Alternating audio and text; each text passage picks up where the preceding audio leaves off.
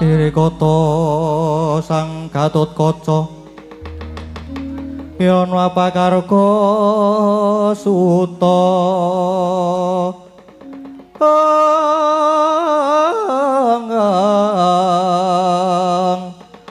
Takapira Kresna manahar muji sakti nira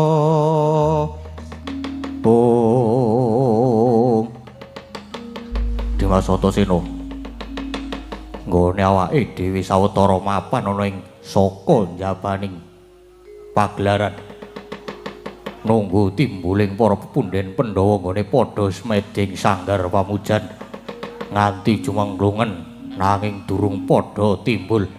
Iya Yai. Kok para pepundhen nganti suwe nggone padha smedi Yai. Kakang Gatot lan Kakang Antarja. Nalika semana aku sing nampa dawuh saka Bapa Werkudara yen para pepundhen Pandhawa iki nggone padha smeding sanggar pamujan iki sejatine padha duwe gegayuhan ya kuwi kepengin nyuwargake Kanjeng Hyang Prabu Pandu lan Eyang Dewi Madrip. Yo. Nanging kok nganti suwe banget ora tumuli jugar semedine. Walah ya mbok yo sabar to, Kang. Mbok menawa durung wae padha antuk pituduh saka dewa. Pokoke sing sabar wae lan awake dhewe ning kene sing bagus poe njaga utawa ngreksa kawilujengane. Kagyat risang kawirangu Yanggul kirempet kempet dosang regnaning bawana apa ya iki? Dimas, kok ngerti-ngerti bumine ubah ki ana apa? Hooe, Kang. Kok lho banter banget ya, Kang? Wah, lho. Apa iki nganu ki pirang SR ya iki kira-kira Kang iki, Kang? Mbah Yai coba ditunggu ning kene. Oh iki ditunggone nang kene wae iki mbok menawa ana apa-apa mengko karo Kakang Pandhawa.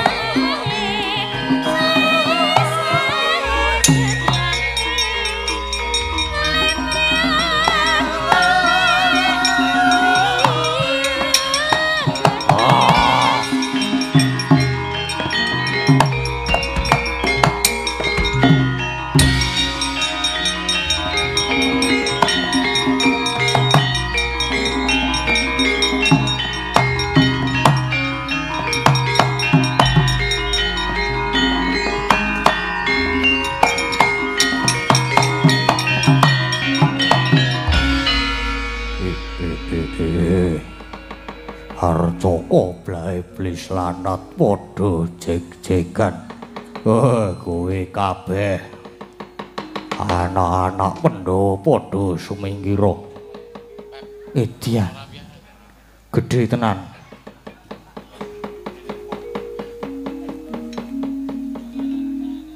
Ukuran pira iki? Kowe ora sah kakean gunem biasane ya wis weruh. Acting Ci. Dimas Antasena. Mulane kok para pepundhen Pandhawa ora tumuli timbul. Genah disikara dening buta iki. Pancen buta gedhe murang tata. Tibani tanganku jebol dadamu.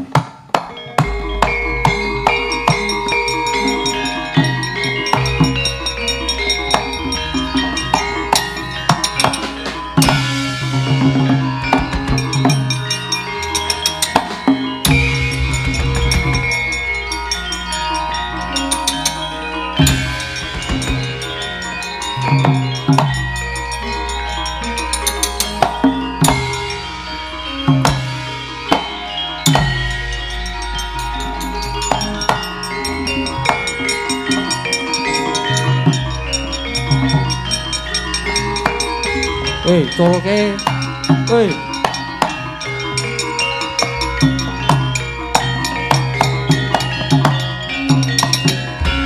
Ayo, apa dikira aku ora ngerti? Kowe kuwi Gatotkaca anake Werkudara. Ayo aja mung kowe. Antarja Antasena maju wah nggugu karepe dhewe. Buta, culna Dimas Gatotkaca. Kang, wis ta percaya karo aku, kowe aja maju sik. Nek maju ya ora urung, ya mung wirang kowe iki. Wis aku wae. Ayo culna dhisik kuwi. Diculna dhisik Kakang Gatot.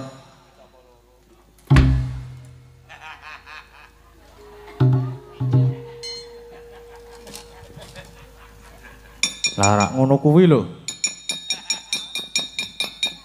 Apa dikira ki aku ora ngerti? Kowe kira ya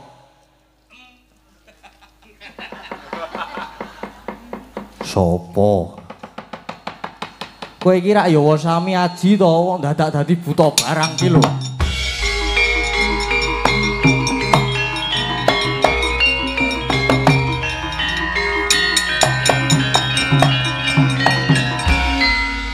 Kalian berdua duduk bawah.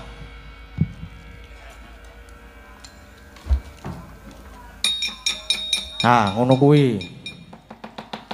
Do linggo ngisor mengko kowe ndak malah do kualat ngono karo kuwi.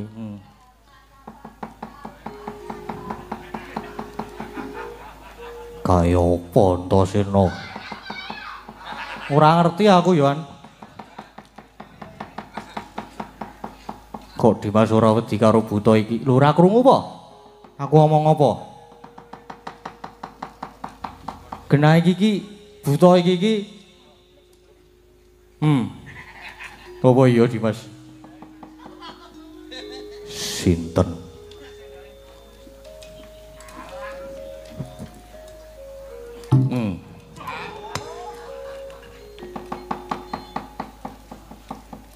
Sinten?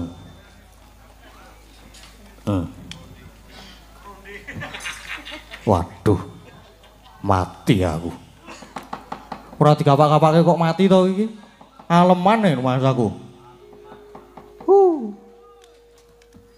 Pade, elok mendadak dadi buta barang iki. Wah, lah dalah. Pancene Antasena ki ora kena diapusi. Yo. Aku dadi buta merga pepundhenmu, bapakmu, makmu Jile Arjuna lan kembar iki digawa munggah ning kayangan. Arep dicemplungke kawah Candra di muka mula. Tunggune negara Ngamarta aku tak munggah kayangan. Dewa-dewa ora gelem wali adik-adikku. Wah, tak gulung kayangan.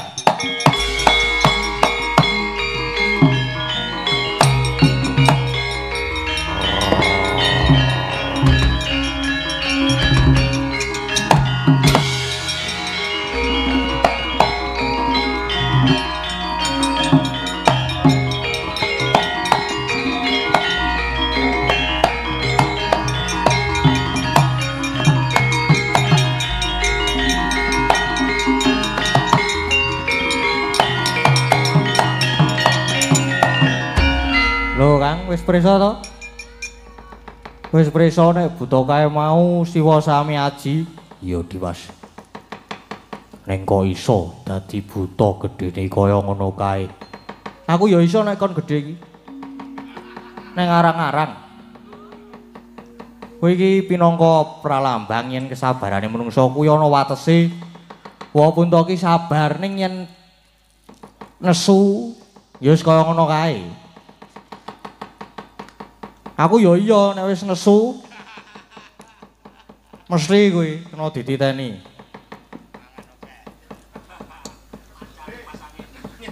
Mancali macem-macem.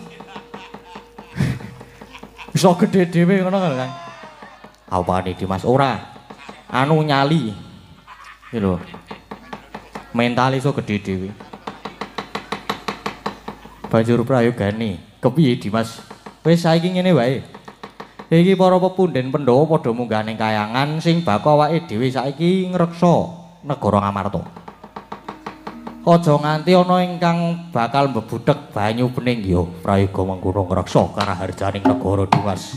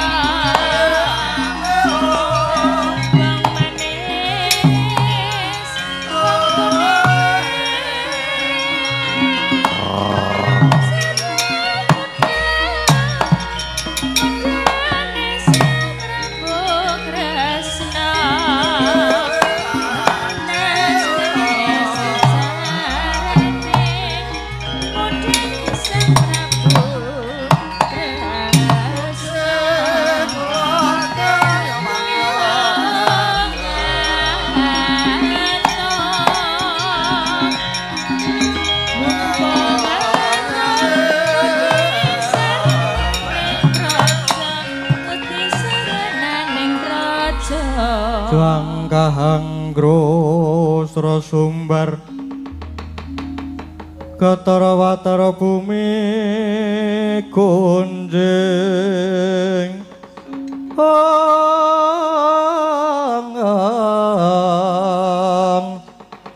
Waludo guntur ketuk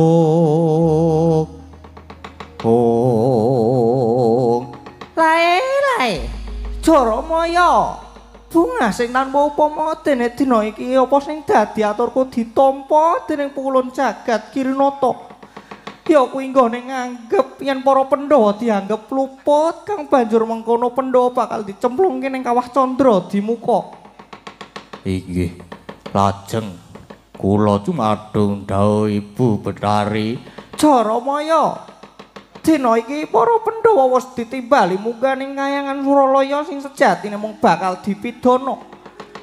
Bakal dicemplungke ing kawah Candra Dimuka.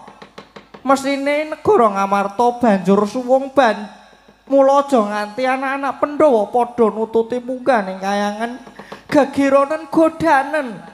Yen perlu negara Ngamarta padha rusakan kowe kabeh. Ndak keparengake mangsa marang turun-turuning para Pandhawa. Oh inggih, ngesuaken dawuh. Lajeng bidhal ula bincang punapa? Ora ketang colok lintang sambung obor budhalke dina iki uga. Oh inggih, nyuwun pangestu. Wala dalah. Wadya bala baju barat kabeh wae. Budhal ning Ngamarta do golek pangan iki mengko. Wah, inggih. Ayo co mangan. Ayo co mangan. Mane solae budhal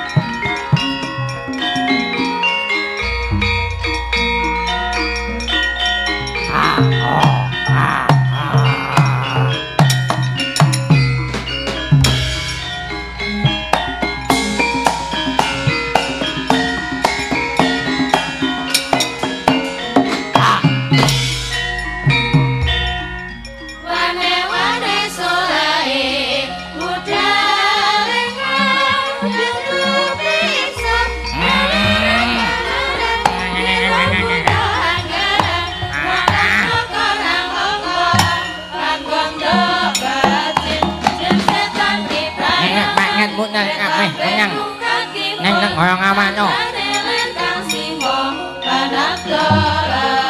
Nak muknya nyameh, muknya nyomongan nyameh. Muknya.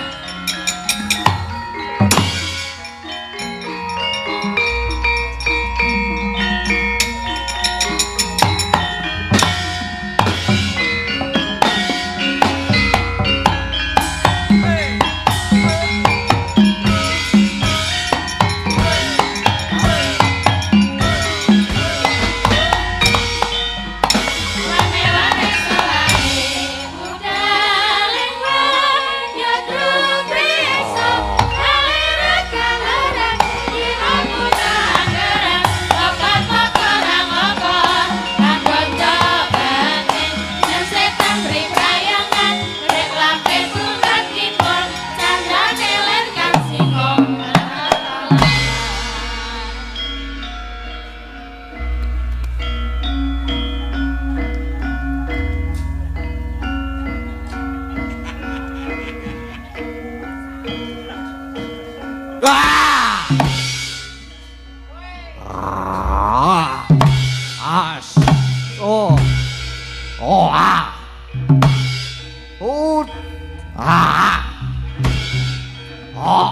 Waduh.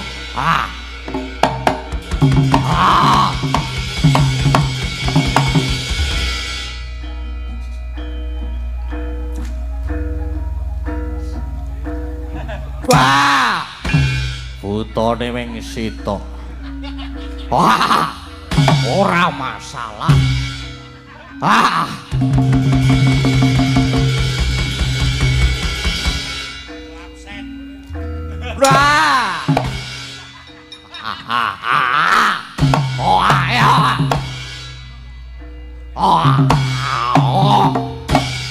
Ayo sing liyane. Wah!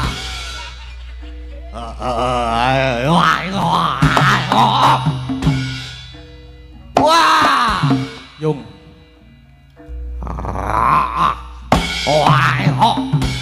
Woi. Sing liyane ayo to.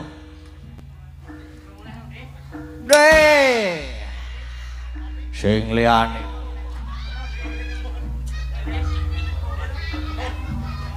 Lah salah. Ora masalah.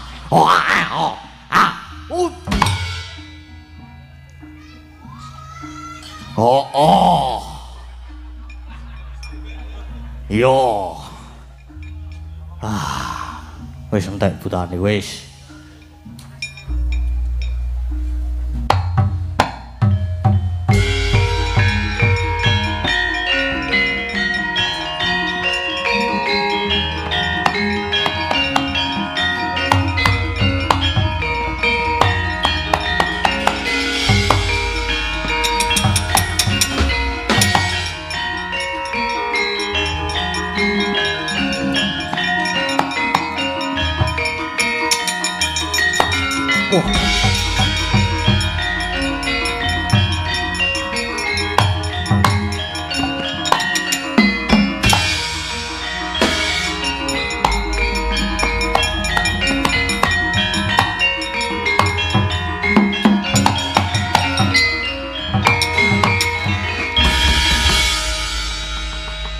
Jangkahang grosro sumbar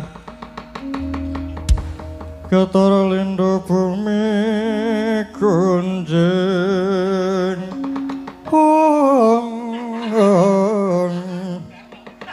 Waludo guntur ketuk ngalah dalah lagi wae mlebu ning negara Ngamarta. Teko iki ana ingkang methuke aku, apa kowe weruh karo aku? Ora weruh. Iya sebabe apa? Arep kowe iki cat katun, cat ora, cat ilang. Merga kowe prajurit ning bangsane lelembut. Ning aku ki iso weruh. Kowe iki wadya dandang mangure to. Wah. Pancen wis ngerti tenan yo. Jenengku Tumenggung Pecat Nyawa. Kowe sapa? Aku Antasena. Ayo kowe sumingkir ora? Mergo aku ngerti kowe dikongkon dari Durga kon Girigudha, putra Pandhawa to. Wah, iki yo wis ngerti. Lah yo aku ngerti wae kok. Ayo gelem bali apa ora? Kowe gelem bali apa ora? Nek ora gelem bali aja takon dosa. Wah, bali-bali piye? Bali nek kelakon ngokop getih turasing para Pandhawa mula. Ayo manut tak tugel gulungmu tak kokop getihmu. Lah kok le gampang. Malah kowe kuwi sing tak nggo gathing sirahmu, maju tak pecah sirahmu. Lah mbok iya ayo to tak ladeni.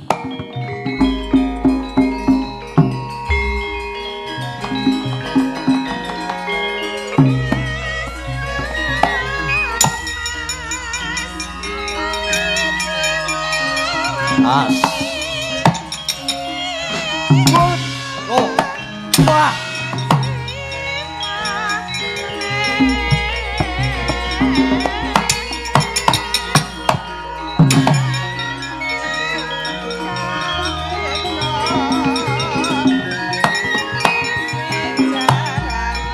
Wah.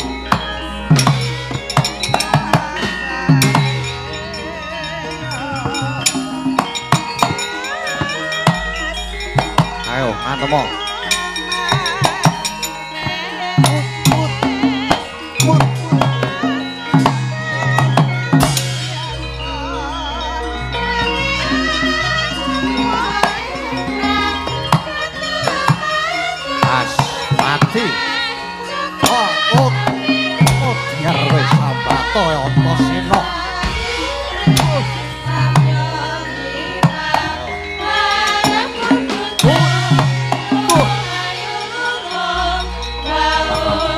Lorene.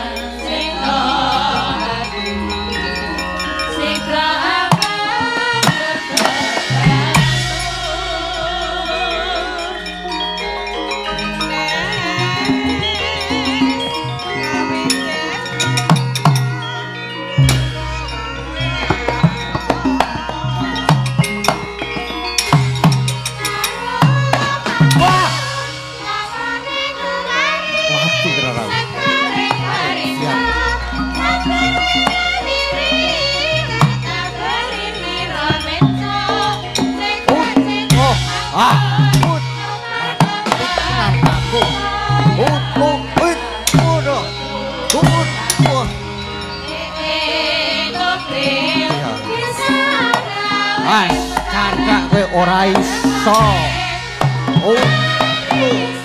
Wah. Iya. Wah. Waduh. Bejar mati tenan aku.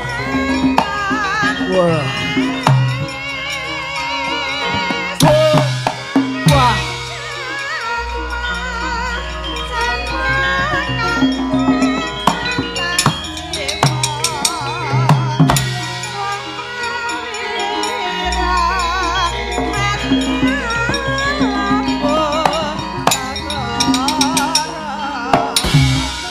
Aduh, kecian.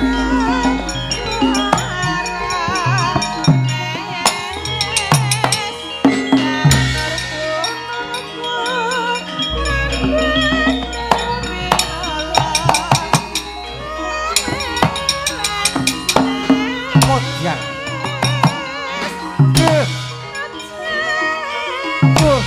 Nyoburi. Kocian. Mati. Sirah. Siap ora nampung tenan. Antem mau meneh.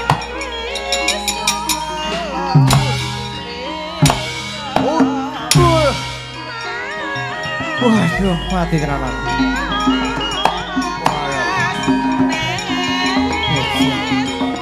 Hut, lo, wah. Hut, kus, hut. Waduh, wah. Waduh, waduh, mati aku. Waduh, waduh. Wah,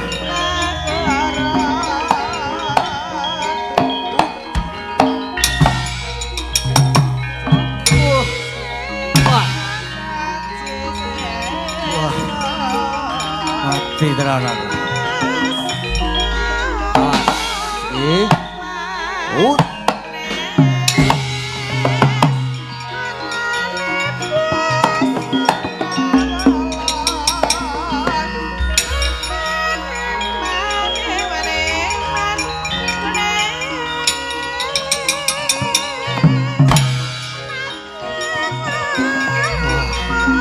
Aduh.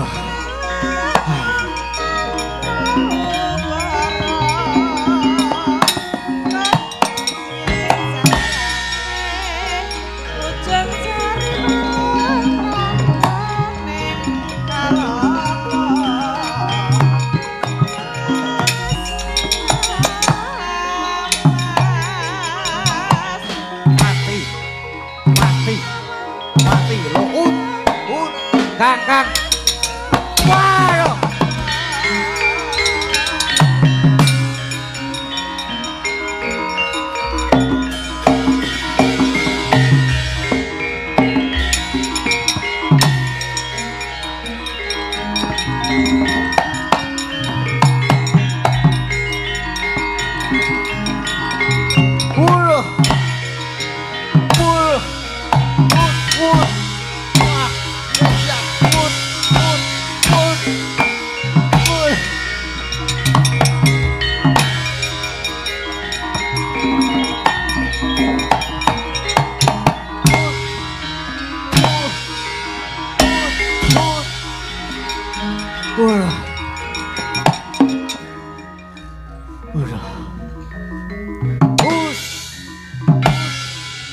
Waduh.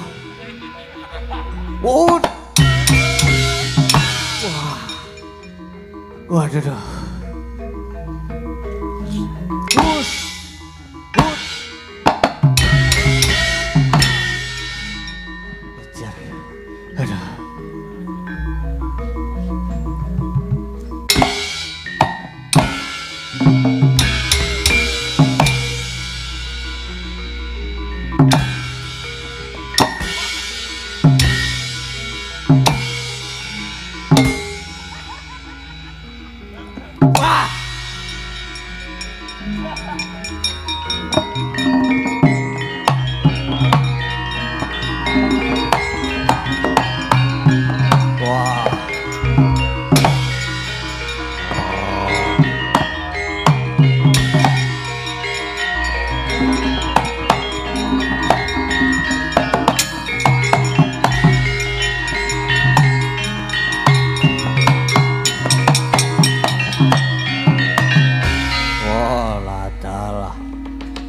Pancen anak Pandhawa bisa disandhaleni ora iso digawe enteng. Oh, sawetara iki mundur dhisik wae.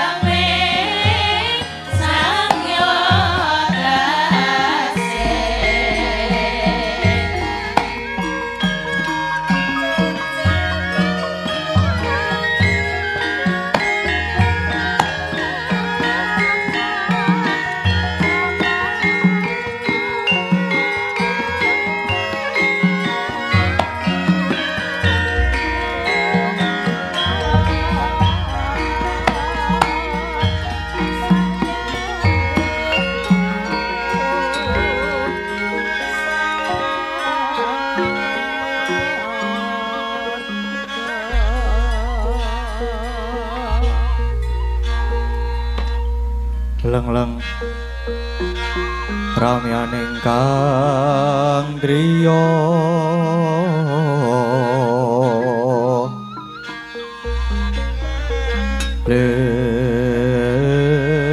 lerewang condra katawangan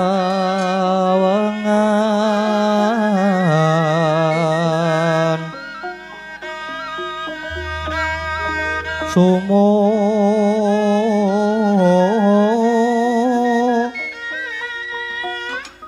ing tias kadhuretan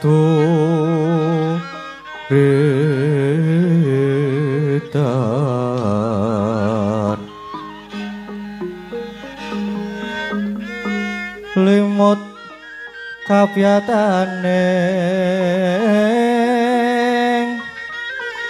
ngrujek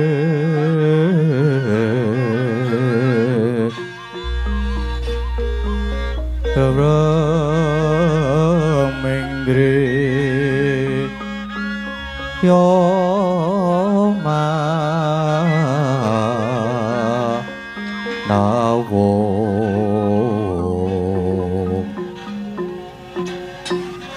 Kakunging iwang seso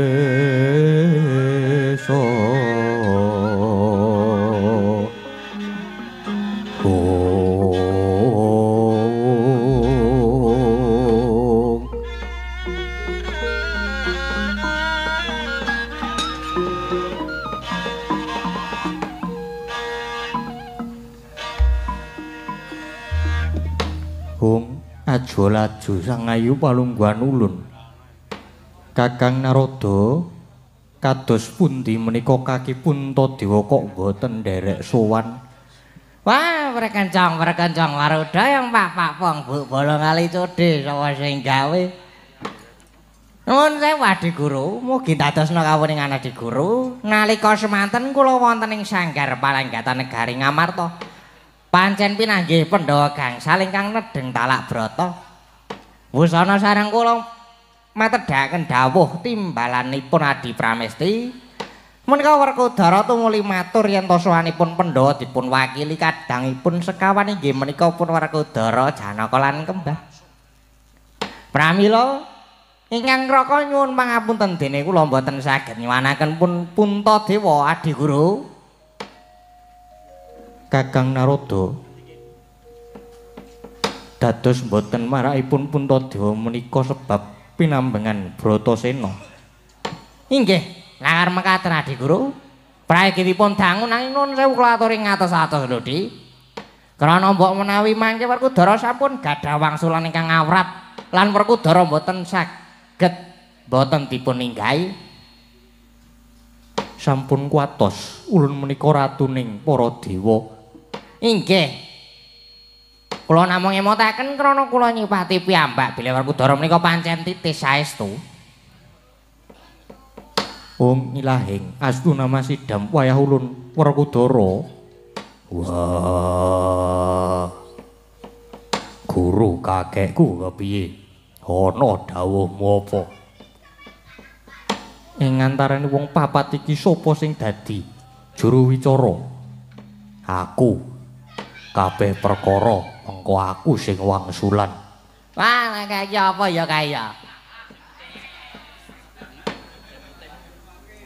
Pun boten sah dikekes Adi Guru. Kek diteruske mawon.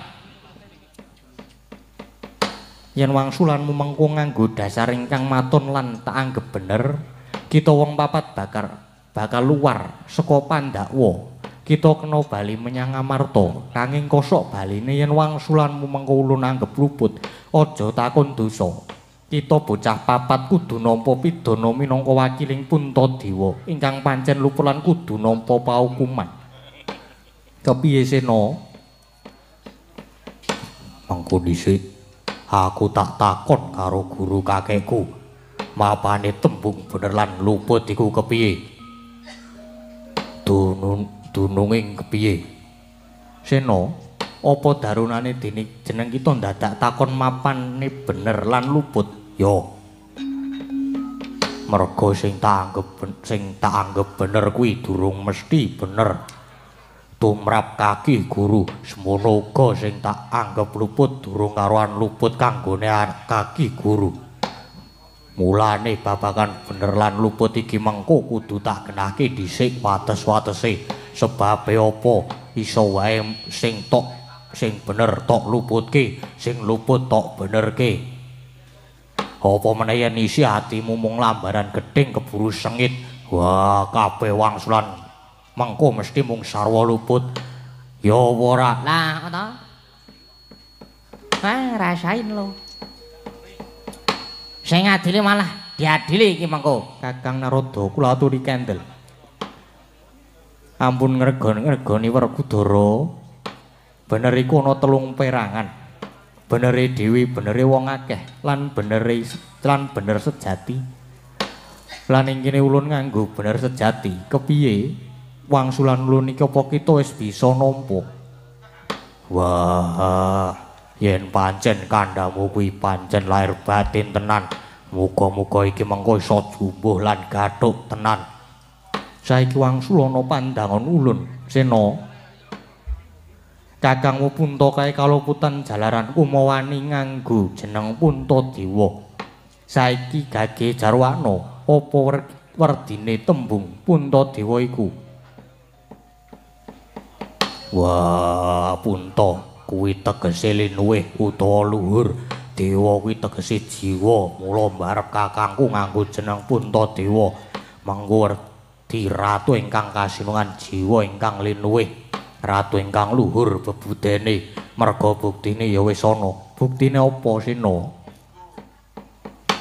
Mbarep kakangku kae padha-padha ratu, nanging mung Punta ingkang duwe ambek sabar. Drana lila ing Bandalega ing Wati, ngendi ana ratu sing sabarane ngungkuli. Kaya mbarep kakangku, ngendi ana ratu sing nyawani dijaluk terus diulungke. Ya mung Punta kakangku. Mula ramu kalian panjenengane jejuluk Prabu Puntadewa, nyatane ya luhur tenan ambeke. Wah, guru kakekku. Sakarepmu nggonmu ngarani wangsulan kuwi kita anggap bener apa luput? Monggo.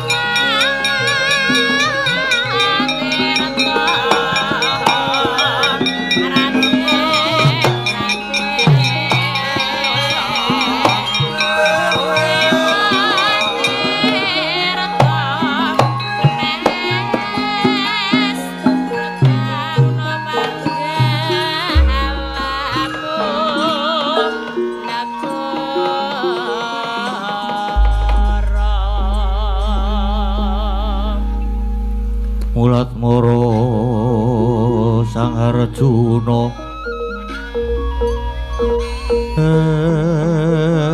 esmunya kang kamanungsanira kasrepan tingkaing ungsuh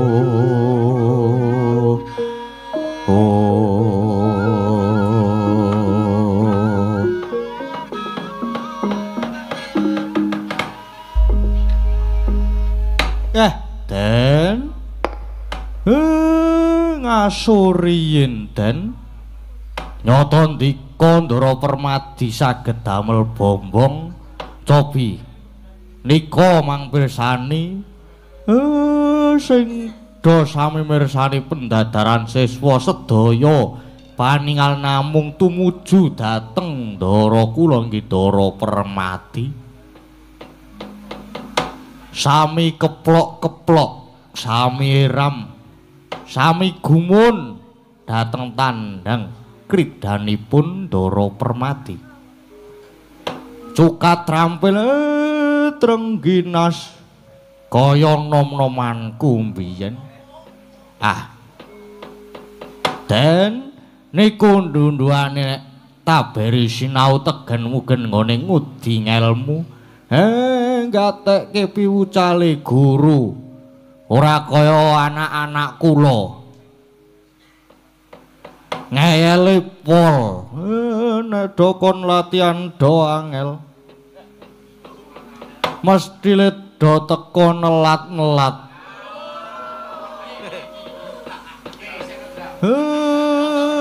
Kamangka latihan ki ngendang le teko keri dhewe.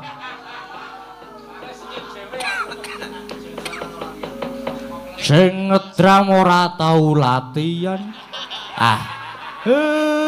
Ayo sak mlakune. Ora apa-apa. Iya Kakang.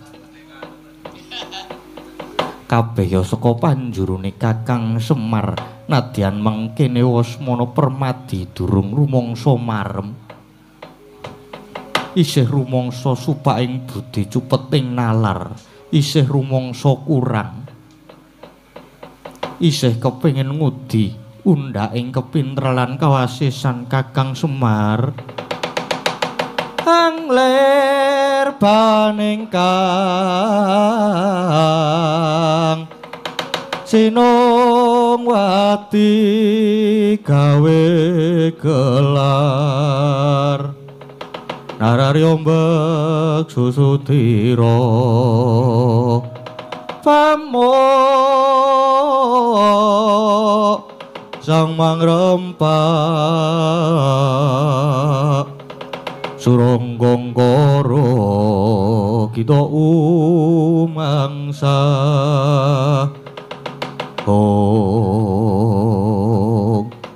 nggih Den murid sing sae nggih ngaten niku nadyan pun kasinungan kadigdayan pun duwe keluwihan nanging tetep ngangge ngelmu pari mboten numuk mboten sumongah sesongaran lan anane mung isih kepengin sinau terus. Sae niku sae Den. Iya Kakang. Gandeng iki wis ngaso sawetara.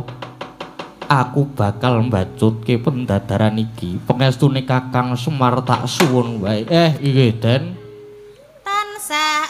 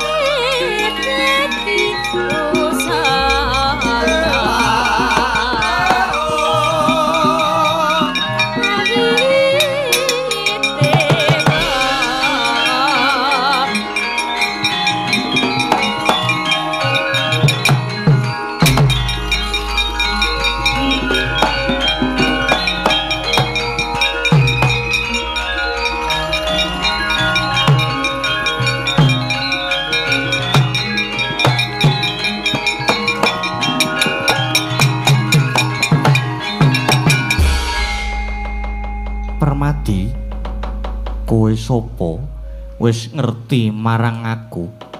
Aku bocah saka Pertaperlaya dene jenengku Surya Putra, ya Suryatmaja. Pancen kepara nyata aku Permadya Wijanarka. Ana parigawe apa dene kowe wani wanuh ganggu kang lagi padha olah panah ana glanggang kanggo neter pendadaran iki. Permadi mung lagi bisa olah jemparing kaya ngono wae jenengmu nganti kondangmu mandang. Mongko sejatine yen sing nyawang kuwi aku mung tak kenjepi tak kandhani. Ayo nek pancen Permadi iki nom-noman sing ampuh tenan, aja mung manuk pepethan. Tegese kuwi mung barang mati sing ditangsangake ana wit. Dalu kaya ana manuk mabur tak panah mesti kena sawangen iki Permadi.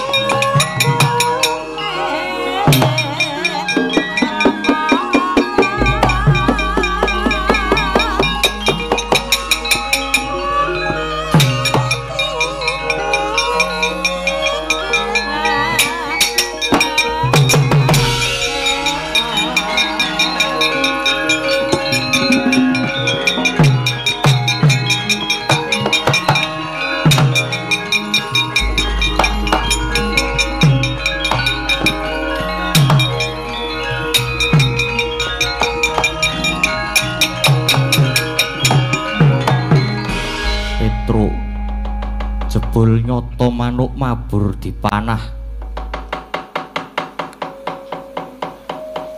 Santai, tenang. Ampun minder Gus, ampun nervous. Tandingi. Yo Petruk. Apa sing iso mung kowe Suryatmaja? Permadya iso mara sawangen iki Suryatmaja.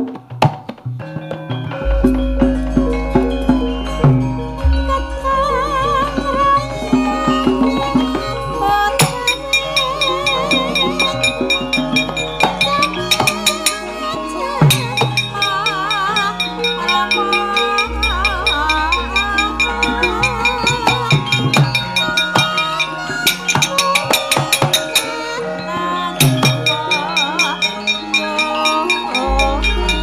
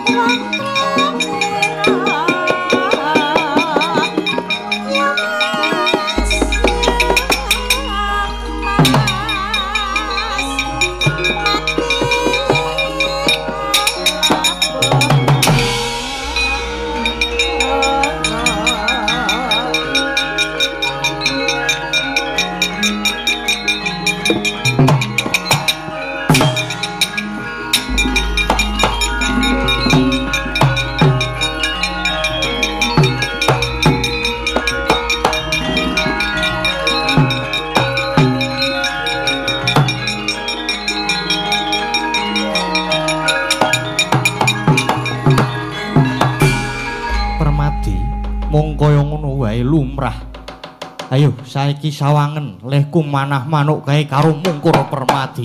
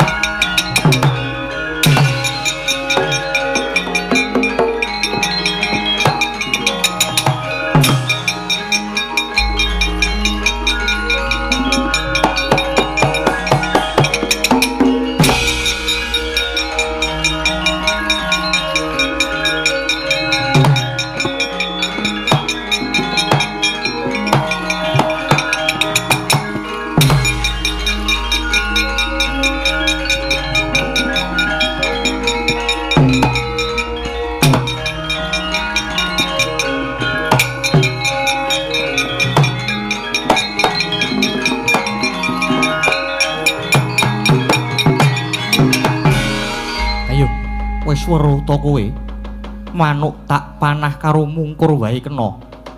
Lah kok dadi mung semono kebisane siswa Pendhita Durna ulap-ulapan sing dadi ucapmu. Ayo saiki adu katihasan karo Permadi. Tangkep Jaja kantaran bau genti milang tatu Suryatmaja.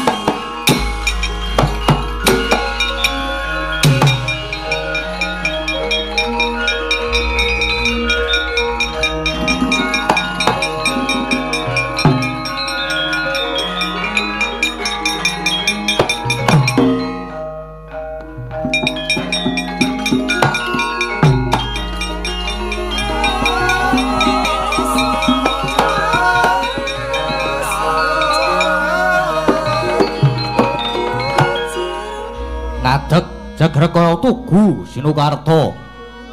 Tugu wujudan manggon Sinukarta sinungging Jrawi-cawi. Lenggih menika Sang Ratu Jimat Dewi Kunti Talibrataya Dewi Prita. Legeg jroning tias dupi mulat dinya sami Bandayuda. Risang panengah pangsah kaliyan Suryatmaja. Jroning batos tuwuh tandha pitakenan labet. Mulat kekalih Cakaya Jambe sinigar. Kaya datan siwah sarambut sigra lon-lona nyaketi kang sami Bandayuda. Dupi wis saged kagiating galih mulat sang abagu.